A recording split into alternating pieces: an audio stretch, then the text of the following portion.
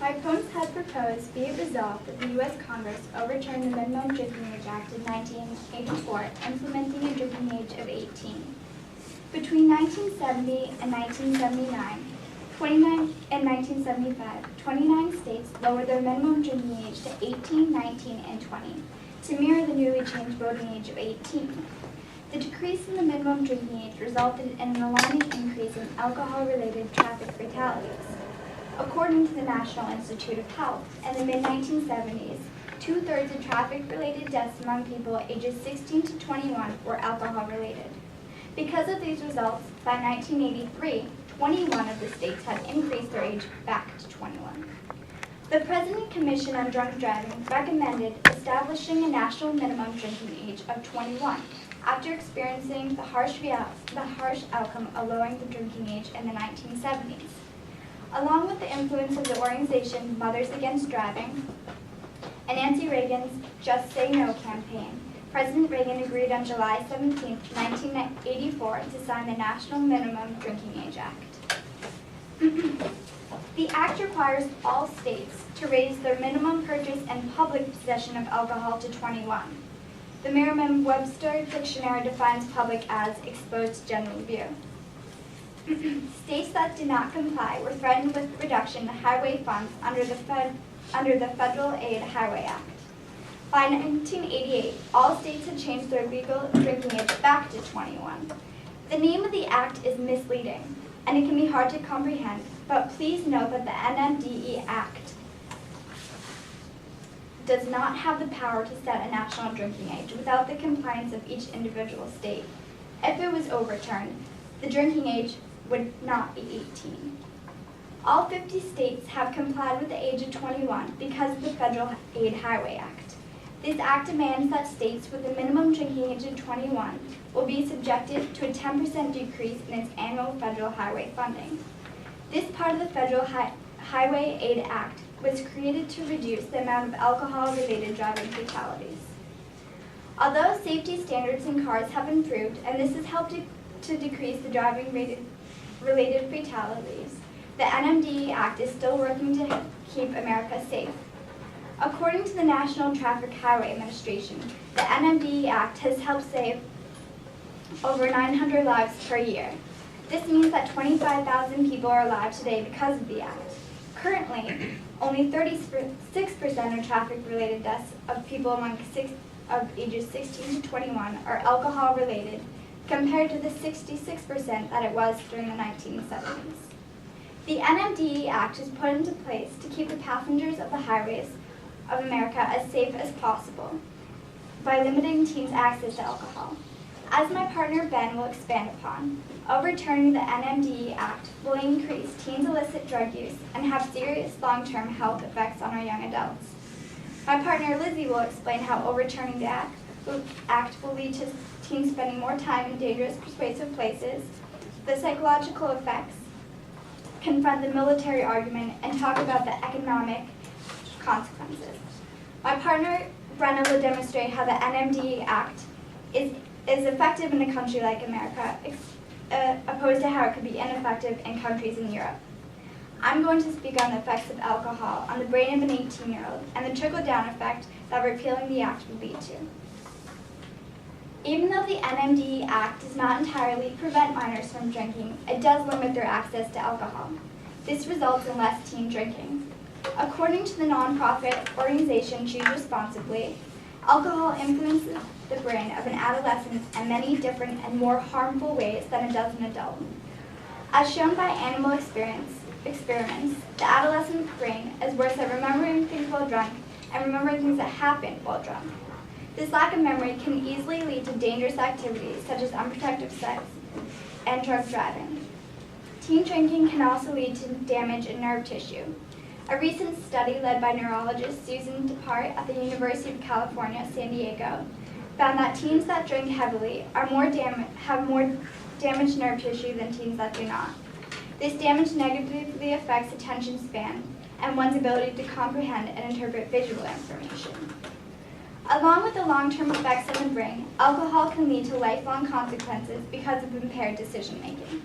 According to the National Institute on Alcohol Abuse and Alcoholism, quote, Among college students under age 21, 50,000 experience alcohol-related date rape, and 430,000 are assaulted by another student who has been drinking, end quote.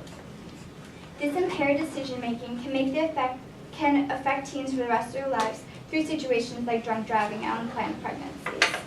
Through the NMDE Act, we can help to limit the access teens have to alcohol and their ability to drink it publicly. Even though drinking in college is quite common, the NMDE Act would lower the statistics on date. The NMDE Act, keeps the statistics on date rape and assaults much lower than it would if it was repealed. More teens would have access to alcohol, which would supply them with more situations in which to participate in these activities. As stated before, the NMDE Act prohibits persons under the age of 21 from purchasing alcohol. This helps to prevent the trickle-down effect. I would like you to take a moment to consider what the trickle-down effect would look like if the NMDE Act was repealed. Persons of 18 would automatically begin supplying those younger with alcohol. This would drastically increase high schoolers and middle schoolers' access to alcohol. We already have evidence that the most common suppliers are those just a few years older than those they are buying for. As the Youth Access to Alcohol survey of 6,000 teenagers revealed, the most common source of alcohol among 18 to 20-year-olds is their 24-year-old peers. Because of the NMDE Act, since 1991, the underage drinking rates have fallen 45%, 30%, and 18% among 8th, 10th, and 12th graders. It has been helping to prevent the trickle-down effect. In order to keep our youth safe in America, we must prevent those younger than 21 from being able to purchase alcohol. My team recognizes that the NMDE Act does not completely restrict persons under the age of 21 from drinking. It solely prevents them from purchasing and drinking it publicly. We do not believe that there should be a national drinking age, as this is the state's rights. However, since underage drinkers account for 11.4% of all alcohol consumed in the U.S., we believe that persons under 21 should not be able to buy alcohol and drink it publicly. There are safe ways for minors to learn the effects of drinking without them being able to purchase and drink it publicly. We support the NMDE Act because we know that its restrictions help to keep our highways and citizens safe through limiting the access teens have to alcohol. Our opinions stem from our desire to help keep fellow Americans safe, and we ask you that you consider the harsh consequences that would result from overturning the NMDE Act.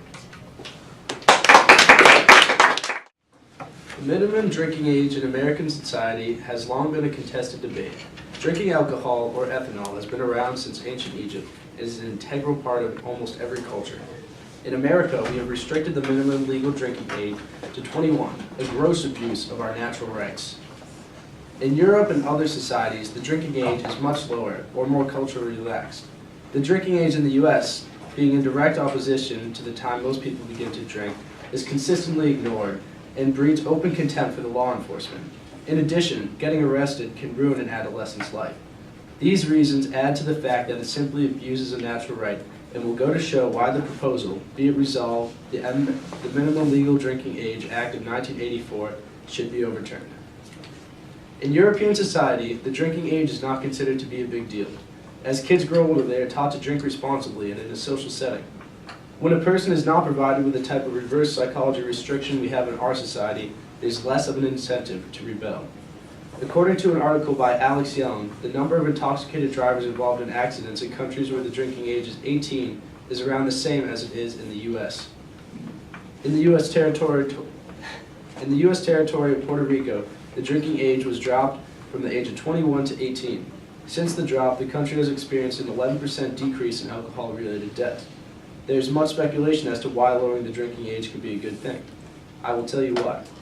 First of all, it eliminates the entire concept of drinking as a rebellious act. Although many high schoolers drink, it becomes far more prevalent as people enter their late teens around the time they go off to college. With such a restrictive environment off their backs and open access to alcohol, students are prone to making poor decisions. This atmosphere becomes wild and often dangerous to all parties involved. This type of atmosphere is simply not seen as much in other societies where drinking is not as big of a deal. According to an article written by ABC News in 2004, University of Boulder student Gordon Bailey died of alcohol poisoning in a widely publicized news story. Bailey was a pledge at a local fraternity where he was encouraged to binge drink and then left to, quote, sleep it off.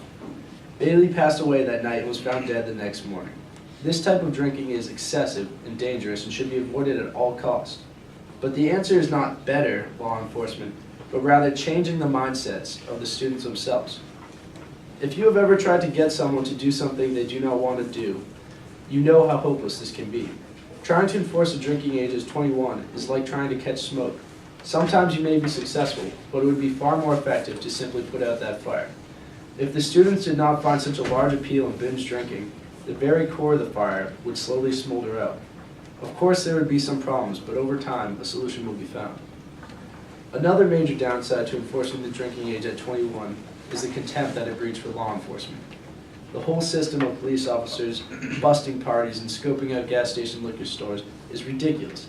In a party where 18-year-olds are drinking responsibly, the risk factor is relatively low, and maybe someone's leg may get broken. When a police officer shows up, he can immediately proceed to arrest everyone present for either underage drinking or possession of alcohol. Getting arrested for a high school senior, 18 years of age, can ruin chances of getting into college. It can ruin a social standing and crush many job opportunities.